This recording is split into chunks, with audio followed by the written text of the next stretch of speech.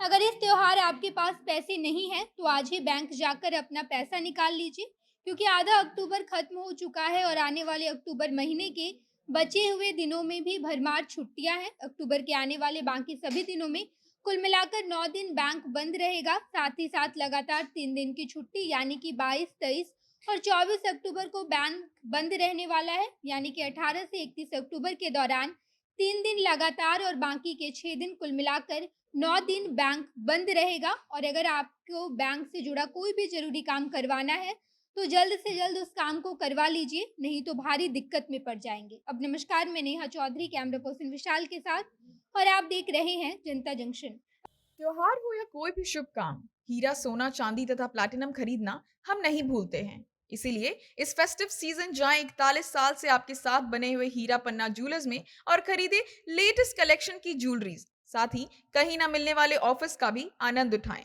Store का पता और टोल फ्री नंबर आपकी स्क्रीन पर है।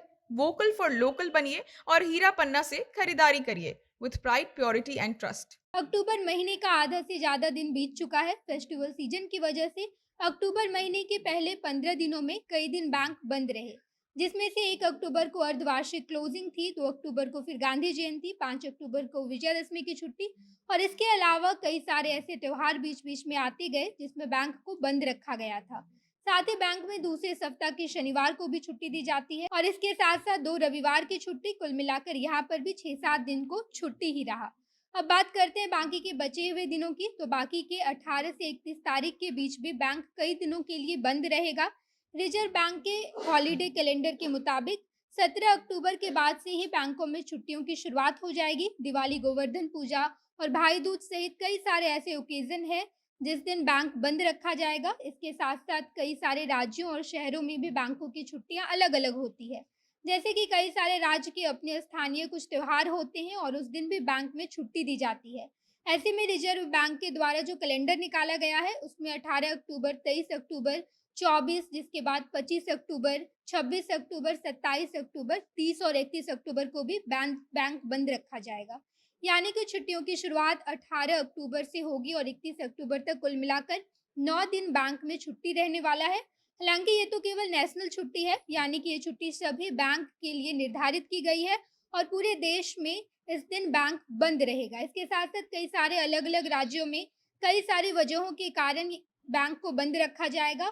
22 अक्टूबर से 24 अक्टूबर तक लगातार बैंक बंद रहेंगे।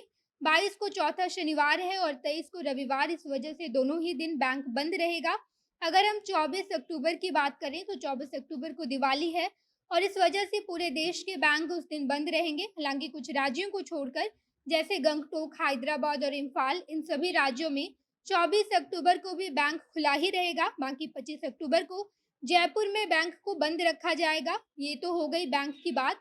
लेकिन अगर शेयर बाजार की बात करें तो 24 अक्टूबर को दिवाली की वजह से शेयर बाजार भी बंद रहेगा और 26 अक्टूबर को दिवाली बलि प्रतिपदा के कारण शेयर बाजार को बंद रखा गया है। लेकिन दिवाली के दिन 1 घंटे के लिए शेयर बाजार को खोला जाना है। शाम के 6:15 से 7:15 के बीच स्पेशल सेशन के लिए शेयर बाजार खुले रहेंगे और दिवाली के दिन 1 घंटे के लिए कई सारे लोग ट्रेडिंग करते हैं, तो इस वजह से शेयर बाजार को दिवाली के दिन 1 घंटे के लिए खुला छोड़ दिया जाता है। बाकी इन छुट्टियों के दिनों में टेक्नोलॉजी आपकी मदद कर सकता है। टेक्नोलॉजी का ज़माना है, तो बैंक भी आपको ऑनलाइन सुविधा इन छुट्टियों के दिनों में भी देगा। लगभग सभी बैंक का अपना खुद का वेबसाइट और ऐप है, तो बैंक अपने ग्राहकों को वेबसाइट या फिर ऐप के माध्यम से तमाम सुविधाएं देगी जो ऑनलाइन संभव है। जैसे कि पैसे का ट्रांजैक्शन तो ऑनलाइन हो ही सकता है।